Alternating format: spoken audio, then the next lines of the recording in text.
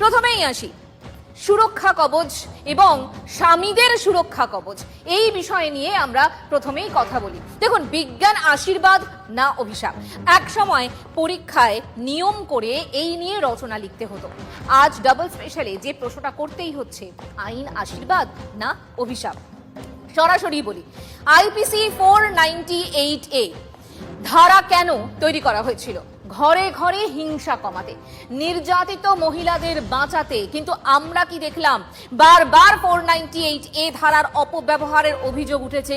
এখন নাম বদলে BNS 85 ধারা হয়েছে বটে, কিন্তু সেই অভিযোগ কমেনি। একাধিক আদালত, এমনকি সুপ্রিম কোর্টও 498A ধারার অপব্যবহার নিয়ে সরব হয়েছে। অভিযোগ উঠেছে, খোরপোশ আদায়ে বহু মহিলার অস্ত্র হচ্ছে এই ইন্ডিয়ান পেনাল কোডের 498A ধারা। ফলে যা মহিলাদের আশীর্বাদ, সেটাই বহু পুরুষের কাছে অভিশাপ। এই পরিস্থিতিতে নতুন নির্দেশিকা সুপ্রিম কোর্টের, বলা ভালো স্বামীদের সুরক্ষা কবচ। কি বলছে সুপ্রিম কোর্ট বলি আপনাদের। 498A দিলেই সঙ্গে সঙ্গে গ্রেফতার নয়। নির্দেশিকা সুপ্রিম কোর্টের, FIR এর প্রথম 2 মাসে গ্রেফতার করতে পারবে না পুলিশ। মামলা যাবে ফ্যামিলি ওয়েলফেয়ার কমিটিতে। প্রতি জেলায় কমিটি তৈরি করতে হবে। কমিটির রিপোর্ট পেয়ে পুলিশ নিজে তদন্ত করবে, আর তারপরেই পুলিশ ব্যবস্থা নিতে পারবে। 2022 সালে এলাহাবাদ হাইকোর্ট এরকম একটা গাইডলাইন তৈরি করে দিয়েছিল, আর সেই গাইডলাইনেরই মান্যতা দিল দেশের শীর্ষ আদালত। এই যে বিবাহ বিচ্ছেদ বা বৈবাহিক জীবনের যে সম্পর্ক নিয়ে সমস্যা, যে 498A, এটা একটা আইনি সমস্যার থেকে সামাজিক সমস্যাটা বেশি। তো সামাজিক সমস্যাটা রক্ষা করার জন্য সুপ্রিম কোর্টের এই রায়টাকে আমরা ঐতিহাসিক রায় হিসেবেই দেখছি। যে বেশি সংখ্যক যে কেসটা আমাদের কাছে, সেটা হচ্ছে ফলস 498 ফলস ডিবি। তো এটা ভালো, এটা তো সদর্থক পদক্ষেপ নিশ্চয়ই। যে সমস্ত পুরুষ মানুষ এবং তাদের পরিবাররা খুব ভয়ে থাকেন, তারা অন্তত এটা ভেবে খানিকটা আশ্বস্ত হবেন। যদি কোনো কেস ফলস বা কিছু হয়, আমরা জানি ভারতবর্ষে যে ট্রায়াল ব্যবস্থা, সেটা প্রমাণ করতে 5 বছর 7 10 বছর লেগে যায়।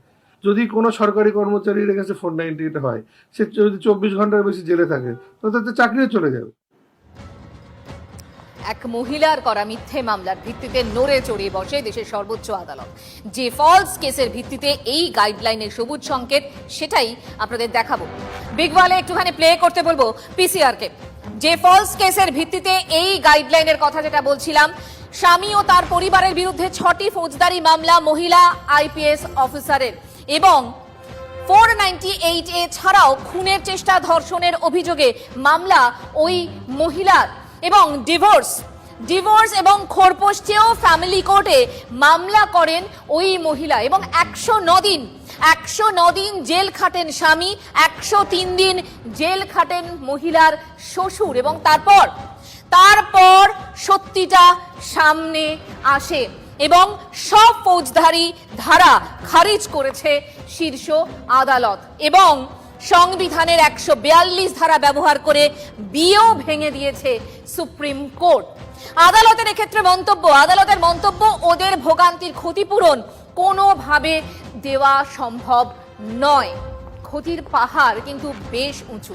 পুরুষ আন্দোলন কর্মী নন্দিনী ভট্টাচার্য তার অভিজ্ঞতা শেয়ার করেছেন আমাদের সঙ্গে। দেখাবো দুজন পীড়িত স্বামীর কথাও। মধ্যবিত্ত বা উচ্চ মধ্যবিত্ত যাদের বলেন, তারা তো বেসিক্যালি দেখবেন শিক্ষা সম্মানে দুটো জিনিস নিয়েই বেঁচে থাকেন। তো এই সম্মানের জায়গাটা হানি হলে না, তারা অনেকে আত্মহত্যা করতেও চলে যান। আমার কাছে এরকম বাবাদেরও উদাহরণ আছে। হেডমাস্টার ছিলেন স্কুলের, এটা সহ্য করতে পারেননি, সুইসাইড করেছেন। 498 করেছিল, ডোমেস্টিক ভায়োলেন্স করেছে, এই রকম কেস করেছে, থানাকে দিয়ে ভয় দেখিয়েছে ক্রমাগত।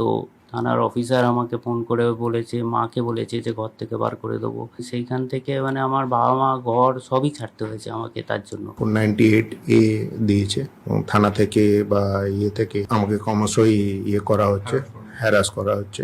সবসময় আমি বাবা মার সঙ্গেও করছি, মানে ভয়ে ভয়ে কথা বলছি। বাবা মাও ট্রমাটাইজ হয়ে গেছেন, এবং আমার বাবা হচ্ছে সাইকিয়াট্রিক, এর জন্যই। সুপ্রিম কোর্টের পর্যবেক্ষণেই উঠে এসেছে মারাত্মক সব তথ্য। গত 3 বছরে সুপ্রিম কোর্ট পর্যন্ত যে সমস্ত ডিভোর্সের মামলা পৌঁছেছে, খোরপোশের অঙ্ক শুনলে আপনিও চমকে যাবেন। বলি আপনাদের, খোরপোশের দাবি গড়ে 4 কোটি টাকা। খোরপোশের সর্বোচ্চ দাবি উঠেছে 100 কোটি টাকায়। বিয়ের 18 মাসেই 12 কোটি টাকা খোরপোশের দাবি উঠেছে। স্বামীর কাছে মুম্বাইয়ে ফ্ল্যাট, BMW গাড়িও চেয়েছেন ওই মহিলা। নিজেই কেন আয় করছেন না, প্রশ্ন তারপর বিচারপতির। আর এই মহিলারা যেমন আছেন তেমনি অসহায় মহিলাও রয়েছে, যাদের কথা ভেবেই আইনটা কিন্তু তৈরি হয়েছিল। সুপ্রিম কোর্টের গাইডলাইনের পর প্রশ্ন উঠছে যে নির্যাতিত মহিলারা কি জলে পড়ে গেলেন? উত্তর হচ্ছে না। যেখানে অভিযোগ গুরুতর এবং খুনের চেষ্টার মতো অভিযোগ আছে, সাজার মেয়াদ 10 বছরের বেশি হবে, সেখানে এই নির্দেশ কার্যকর হবে না। অর্থাৎ যে মহিলারা ঘরে ঘরে সত্যি নির্যাতিত, তারা আগের মতোই আইনের সুরক্ষা কবচ পাবেন। সত্যিই তো বধূ নির্যাতন হয়, হয়তো না এরকম না। এবং সেটা কিন্তু আপনি ভাববেন না যে শুধু নিচু স্তরে হয়, বহু উঁচু স্তরের বাড়িতে এমন পর্যায়ে হয় যেটা কিন্তু চিন্তার অতীত। কিন্তু তাদের কথা না কেউ বিশ্বাস করতে চাইছেন না। অনেকেই ভাবছেন এটা এই দেখেছো আবার টাকা নেওয়ার ধান্দা করছে। এইটা বড় লজ্জার হয়ে দাঁড়ালো, এবং এটা মেয়েরা বুঝতে পারলেন না। এটা সুপ্রিম কোর্টের যে অর্ডারটা, সেটা 10 বছরের নিচে যে শাস্তি তাদের জন্য বলা হয়েছে। যেখানে গ্রিভিয়াস হার্ট বা যে যদি শারীরিক নির্যাতনের জায়গা থাকে, তাহলে কিন্তু এই প্রসেসটা বলা হয়নি। মানে বুঝলেন, আসল নকল নিয়ে দ্বন্দ্ব, কে আসল নির্যাতিতা আর কে নকল। প্রথম ইস্যু, স্বামীদের সুরক্ষা কবচ। গার্হস্থ্য হিংসা থামাতে তৈরি হয় 498 মানে 498 ধারা, কিন্তু বারবার 498 ধারার অপব্যবহারের অভিযোগ